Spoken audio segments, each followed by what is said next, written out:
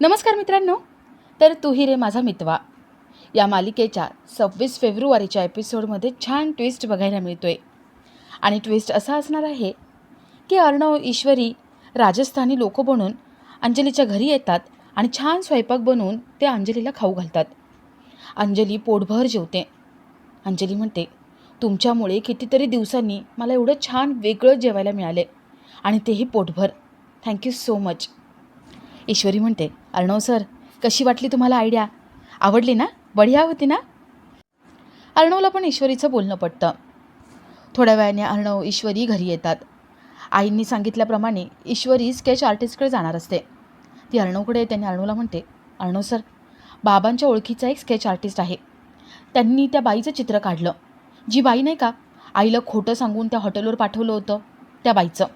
मी पटकन जाते आणि घेऊन येते. अर्णव म्हणतो, थांब, मी पण येतो तुझ्यासोबत. मला पण बघायचंच आहे कोण आहे ती बाई. तर इथे वल्लरी स्केच आर्टिस्टला बोलवून घेते, त्याला जास्तीचे पैसे देते आणि स्वतःचं स्केच आपल्या हातात घेते. वल्लरी ते स्केच घेते आणि म्हणते, आता काहीही झालं ना तरी पण मी हे स्केच तुमच्या हाती लागू देणार नाही. सुप्रिया, माझं आयुष्य तुला मी उद्ध्वस्त करू देणार नाही. तू माझ्यापर्यंत कधीच पोहोचू शकणार नाही. वल्लरी ते स्केच फाडून टाकते. आता अर्णव ईश्वरी जेव्हा त्या स्केच आर्टिस्टकडे जातील आणि स्केच नसेल किंवा दुसऱ्या कोणाचे तरी स्केच असेल, त्यावेळेस अर्णव पुन्हा गैरसमज करून घेईल का ईश्वरीला समजून घेईल, हे बघण्यासारखं असेल. तर ह्या सगळ्याची सुरुवात कशी होते ते थोडक्यात पाहू. तर मालिकेत आपल्याला असं बघायला मिळतं आहे की वल्लरी आजींकडे येते. ती आजींना म्हणते, आई, बघताय ना तुम्ही, त्या बळजबरीच्या सुनबाई घरातून निघून गेल्यात. कुठे गेल्यात, कधी येणार आहे, काही सांगितलेलं नाही आहे. ही अशीच गायब होते. मला तर वाटतं ना, असंच मनसोक्त भटकावं ना, त्यासाठी बहिणीला इथे करून घेऊन येते ती. म्हणजे कसं, दोघेही उंडकतील. आजी म्हणतात, हे बघ, ईश्वरीने सगळ्या जबाबदाऱ्या पार पाडलेल्या आहेत आणि सगळी कामं केली आहेत. चिंटू, ईश्वरी कुठे गेलेत मला चांगलंच माहिती आहे. अंजलीच्या चाळीत गेलेत ते. अंजलीला काही प्रॉब्लेम झाला आहे म्हणून गेलेत. आणि तू चुका काढण्यापेक्षा आहे ना, स्वतःकडे लक्ष दे आणि हे सगळं बंद कर आता. वल्लरी म्हणते, आई, तुम्ही ईश्वरीचे एवढं तोंड भरून कौतुक करताय, पण एक गोष्ट कळत नाही आहे. अहो, अंजलीवरती हे वेळ कुणामुळे आली आहे? त्या ईश्वरीमुळे. आणि तुम्ही तिचेच गुणगान गाताय. अहो, ती ईश्वरी चांगली मुलगी नाही आहे. या घरात ती फक्त फूट पाडायला आली आहे. आज अंजली आणि जावई बापूंना घराबाहेर काढलं, उद्या आपल्या सगळ्यांना घराबाहेर काढेल. आजी म्हणतात, हे बघ वल्लरी, काहीही फालतू बडबड करू नकोस तू. ईश्वरी घर तोडणारी नाही, घर जोडणारी आहे आणि तिच्याबद्दलचं मत मी बदलणार नाही. वल्लरी तणतण तिथून निघून जाते. तर इथे अंजली स्वयंपाक बनवत असते. ती कशाबशा चपात्या बनवते, पण तिला बाकीचा स्वयंपाक करताच येत नाही. तिला तो वासच सहन होत नसतो. फोडणी टाकली की तिला मळमळत असतं. अंजली विचार करते की यांना फोन करावा आणि यांना सांगावं का काहीतरी पार्सल घेऊन या. अंजली राकेशला फोन लावते, पण फोन लागत नाही. अंजलीला भूकही खूप लागलेली असते. काय करायचं या विचारात ती साखर चपाती खायला घेते, पण तेही तिला जात नसते. ती कशीबशी कोरडी चपाती खायला लागते. वॉचमन खिडकीतून अंजलीची ही अवस्था बघतो. त्याला वाईट वाटतं आणि तो अर्णवला फोन लावायला जातो. तर इथे राकेश रियासोबत मस्त पोटभर हॉटेलमधला आणून जेवतो. तिच्या पैशांवर चैन करतो आणि जे जेवण उरलंय, जास्तीचं आहे, ते भिकाऱ्यांना देतो असं सांगून अंजलीसाठी घेऊन जाणार असतो.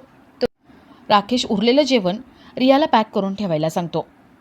थोड्या वेळाने राकेश, रिया मस्त पोटभर जेवून झोपत असतात. राकेश खात्री करतो की रियाला झोप लागली आहे. त्याला वाटतं की रियाच्या कपाटातून सोनं, चांदी, पैसा जेवढं जे काही आहे ते सगळं लुटावं. रियाच्या पैशांवर चैन करावी आणि तिच्या कपाटातलं सोनंसुद्धा चोरावं. राकेश एकदा प्रयत्न करतो, पण रियाला गाढ झोप लागली नाही म्हणून तो परत पुन्हा रियाकडे येतो. तो रियाच्या झोपायची वाट बघतो. तर इथे वॉचमन अर्णव ईश्वरी यांना फोन करून अंजलीची जी अवस्था आहे, तिला कोरडी चपाती खावी लागते, दिवस रात्र ती एकटी आहे, हे सगळं अर्णवला सांगतो.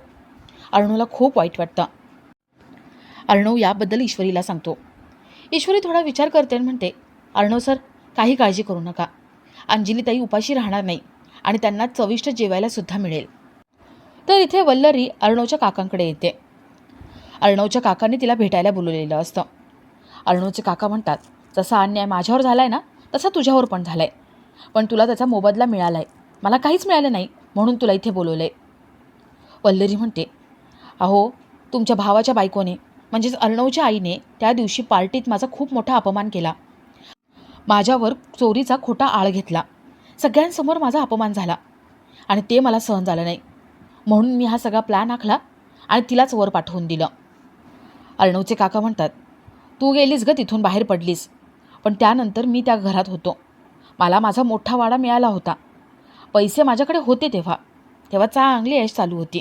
जेव्हा माझ्याकडे वाडा होता ना, तेव्हा सगळं चांगलं होतं. पण एकदा अर्णव आला आणि त्यांनी मला तिथून हाकलून लावलं. मी तेव्हा रस्त्यावर आलो. माझ्याकडे पैसे नाही आहेत, पण आता मला पैसे हवेत. तुझ्याकडे काय? तुला तुझा वाटा मिळाला आहे ना. तुझ्याकडे खूप पैसेसुद्धा आहेत, मला माहिती आहे. त्यामुळे आता मला माझं कमिशन दे, 25 लाख रुपये. जर तू मला पैसे दिले नाहीस ना, तर मी अर्णवला जाऊन सगळं खरं सांगेल. अर्णवच्या वडिलांकडे ती जी बाई पाठवली होतीस ना, ती तू पाठवली होतीस. त्यांचं आयुष्य तू उद्ध्वस्त केलंस ना, हे सांगेन. आणि त्यानंतर पोलीस तुला अटक करतीलच, पण त्याआधी अर्णव तुझी धिंड काढेल. वल्लरी म्हणते, अहो एवढे पैसे? पण तुम्हाला पण तेव्हा मिळाले होते ना पैसे. अर्णवचे काका म्हणतात, तेव्हा मला पैसे मिळाले होते, ऐशोआरामात जगत होतो, पण आता मी रस्त्यावर आलो आहे. अगं यामध्ये तुझा जास्त फायदा झाला आहे. तुला खूप पैसे मिळालेत, त्यामुळे मला माझे पैसे देऊन टाक. आणि जर मला माझे पैसे दिले नाहीस तर कसे वसूल करायचेत हे मी तुला आत्ताच सांगितले. मला पुन्हा पुन्हा मागच्या गोष्टी आठवण करून द्यायला लावू नकोस. 25 लाख रुपये मला माझे दे. वल्लरी म्हणते, 25 लाख? एवढे कुठून आणू? अर्णवचे काका म्हणतात, 50 लाख. 50 लाख नाही तर 1 करोड. वल्लरी म्हणते, 50 लाख बरोबर आहेत. अर्णवचे काका म्हणतात, ठीक आहे, 50 लाख रुपये मला 8 दिवसात हवे तिथे. आता निघायचं आणि पैसे घेऊन इथे यायचं, नाहीतर मी काय करू शकतो हे तुला चांगलंच माहिती आहे. वल्लरी टेन्शनमधून तिथून निघते. तर इथे ईश्वरी अर्णवकडे एक राजस्थानी बाई बनून येते. ती अर्णवला म्हणते, अर्णव सर, पुढची आयडिया माझी झालेली आहे. तुम्ही हे कपडे चेंज करा, आपण अंजलीताईंकडे जाऊ आणि त्यांना आपल्या हाताने जेवण करून त्यांना जेवू घालू. अर्णव विचारतो, कसं? ईश्वरी म्हणते, तुम्ही आधी हे कपडे चेंज करा, मग मी तुम्हाला सांगते. थोड्या वेळाने अर्णव ईश्वरी राजस्थानी कपल बनून वॉचमन दादांसोबत अंजलीच्या घरी येतात. वॉचमन दादा अंजलीला सांगतात की हे जोडपं मागच्या बाजूला राहतात. ते गावाला गेले होते आणि कालच आलेत, पण त्यांचा गॅस संपलाय. त्यांना जेवण बनवायचं आहे. बाहेरचं त्यांना चालत नाही आणि त्यांना कोणीच आपल्या घरात जेवण बनवू देत नाही आहे, म्हणून प्लीज तुम्ही जेवण बनवू द्या ना. अंजली म्हणते, मी तुम्हाला परवानगी देते, पण मला या सगळ्या वासाचा त्रास होतो. ईश्वरी म्हणते, तुम्ही बाहेर बसा, आम्ही दोघं स्वयंपाक करतो. अंजली बाहेर बसते. अर्णव ईश्वरी राजस्थानी जोडपं बनून आत जातात आणि ते स्वतःच्या हाताने दाल बाटी चुरमा बनवतात. आणि आपला आजचा हा भाग इथेच संपतो.